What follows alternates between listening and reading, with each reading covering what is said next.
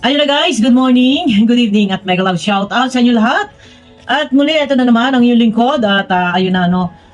Dito guys no, yung pangyayari po dito kay Sir Pugong Biyahero at naging trending nga, masyadong controversial itong si Madam Sponsor no. Alam nyo guys, yan, shout out kay Madam Sponsor. Gusto mo alaga shout out kita? Yun naman gusto mo na ma-recognize ka, maalagang shout out ka. Nangyari naman, nag-viral ka, nag-trending ka, no? Ito yung kagandahan dito. At dahil naging trending ka, natanyag ka, buong daigdig, no? Asarap ng Phoenix, pag ikaw ay tanyag. At dahil ikaw ay sikat, pero malaking bagay. No? Guys, malaking bagay na dahil sa Balikbayan Box issue, hindi lang na shout out, hindi lang, ano yun, hindi lang na-update, eto, boom! Ay boom panis. Malaking bagay. Ito ay na-promote lalo si Sir Pugong Biyahero. Diba? Ang ganda nito. Namayagpag si Sir Pugong Biyahero. Nagulantang ang lahat ng mga nahihimlay na mga channel, mga vlogger pala, mga vlogger na wala halos views. Thank you kay Madam Sponsor. At binigyan mo kami ng content. Pero ayun na. At malaking bagay po dahil sa, ito na nga, at controversial, Balikbayan Box, ay malaking promotion po ito kay Sir Pugong Biyahero. Pero, sorry, kay Madam Sponsor. At ikaw ba naman, banggain mo ang isang malaking community, nangungunang charity vlogger sa Pilipinas. Walang iba kundi si Sir Pugong Biyahero. Banggain mo. Ang laki ng community niyan. Durog ka dyan, madam. Bito ka lang ang walang latay sa iyo. Pero yun na. At meron ako nakita ang video, guys. Ito na naman. Sa sobrang dami pala na nilabas ang video nito ni madam. Hindi lang 3-4. May bagong video na naman. Iba naman po yung suot niya doon. Pero mamaya abangan niyo ako sa aking next video. Ating re-reactionan ito no sa ating next video. At talaga namang wala pa rin tigil at patuloy pa rin ang patutsada na hindi talaga makamove on. Sana si madam magbubod ka na. Pero salamat dahil sa ginawa mong yan, malaking promotion po ito para kay Sir Pugong Biyahero. Ito naman talaga no, na sa pamamagitan ng mga reactor na kabi-kabila ay nag-reaction na, pati yung ibang mga hindi naman reaction, ang kanilang target content, ito ay mga personal vlog, may mga nag-reaction na rin. Pati yung iba, may mga nurse na rin na nakita ako, nurse Nora ba yun, nakikita ko nag-reaction na din. No? Ito ay sa pamamagitan ng mga reaktor, lalong lumaganap ang isang Pugong Biyahero. Marami ang nagmamahal sa isang Pugong Biyahero. Kaya naman, si Madam Sponsor ay umani ng samot-saring pangbabatikos, pang-uusig, pangungutya at deserve naman niya ito. Dahil ang mga minamahal nating viewers, ito po ay nakabase kung ano ang mga binitawang pahayag salita ni Madam na ito ay nakakasakit sa damdamin, hindi lang po sa damdamin ni Sir Pugong Biyahero, maging sa ating mga minamahal na viewers na ito ay full support kay Sir Pugong Biyahero. Di ba? Siyempre, pag ang ating iniidolo ay umiyak na, nasaktan na, merong kasabihan po na ang sakit ng kalingkingan ay dama ng buong katawan. Kaya wag kang mag-expect, madam, si Madam Sponsor na hanggang sa ngayon ay hindi pa makamove on. At may mga patutsada pa. Abangan nyo ako mamaya sa aking next video at i-chat-chapin ko lang po yung video. Kukunin natin yung part na yun yung ating re-reaction na. Pero, eto na no, eto guys, napaka-simple lang naman po napaka-simple lang naman yan ang usapin na yan no? Ang isang taong may malawak na kaisipan, mahaba ang pang-unawa, at kung ikaw may sinasabi mo yung nakakaganda-ganda ang iyong klase ng pamumuhay, medyo nakakaangat-angat ka, at ikaw ay sabihin na natin na professional, sabihin na natin na ikaw ay militar, sabihin na natin na ikaw ay pag-aari mo ang Virginia Beach, no?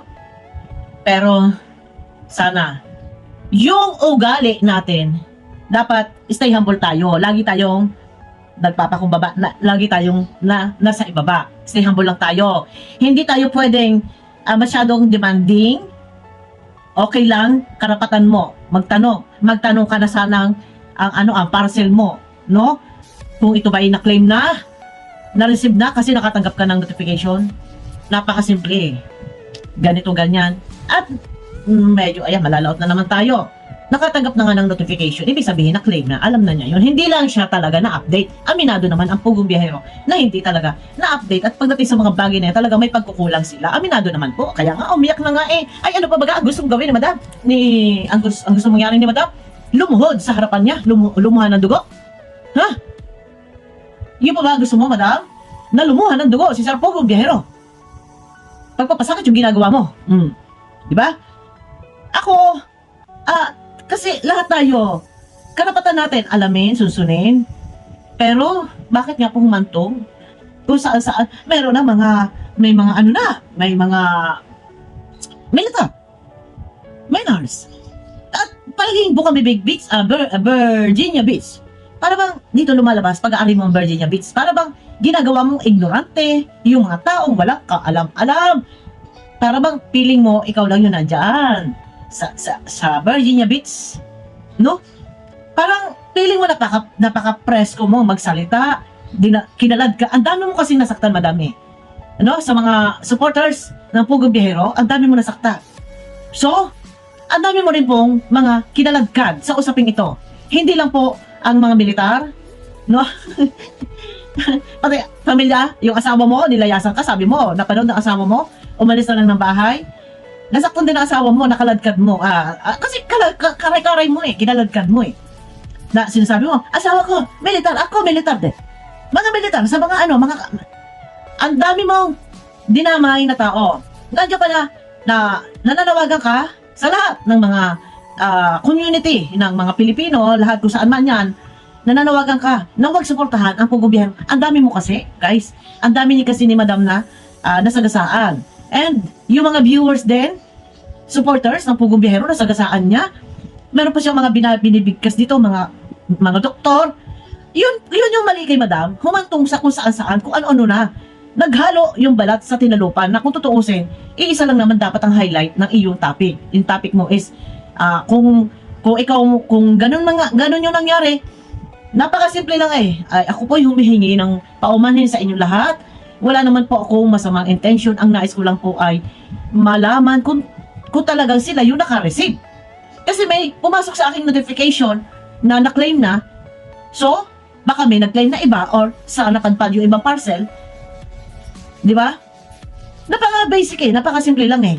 O, paumanhin po kung ako ay nagkasala. Ngayon pa lang ay ako yung humihingi na ng paumanhin. Ay hindi eh. Ang daming mga cheche bureche.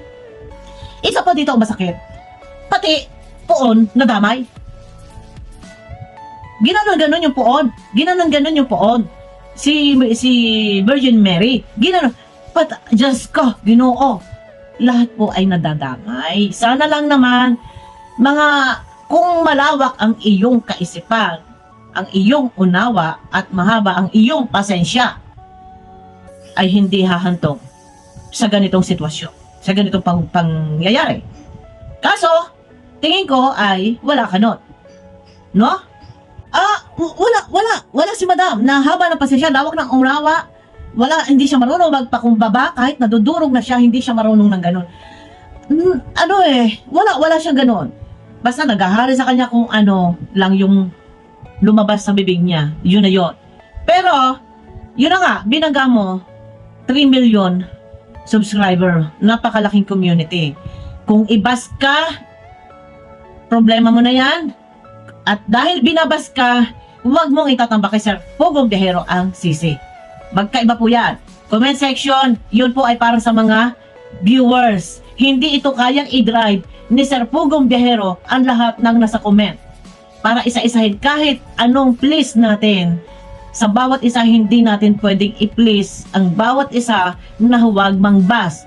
Dahil ito, kung sino may nakakapagsalita ng hindi kaaya-aya, ito ay nakabase sa iyong mga binitawang salita. Dahil kung ano ang ibinato mo, huwag kang umasa na babatuhin ka ng ginto. Bumato ka ng bato, babatuhin ka ng isang bar na ginto. Diba? Yun ang sinasabi ko sa iyo. Tsaka sa social media tayo. Sa social media, halo-halo dyan, masalimuot, pinasok mo, nagawa ka ng video, pinablik mo. Ano nangyari? Tapos itatambak mo si kay Sir Pugong Biyahero? Hindi lahat yan ay kayang sakupin ni Sir Pugong Biyahero. No, huwag mo itatambak. Ang problema nga, Rueras baka sa mga basher, punterya mo rin si Sir Pugong Biyahero. Pero nasaan naman ang iyong malawak na kaisipan at pangunawa at pagpapakumbaba. Pero sabi mo nga, ikaw hihingi ng public apology. No way. Never. Oh, so? Di wow, ikaw na.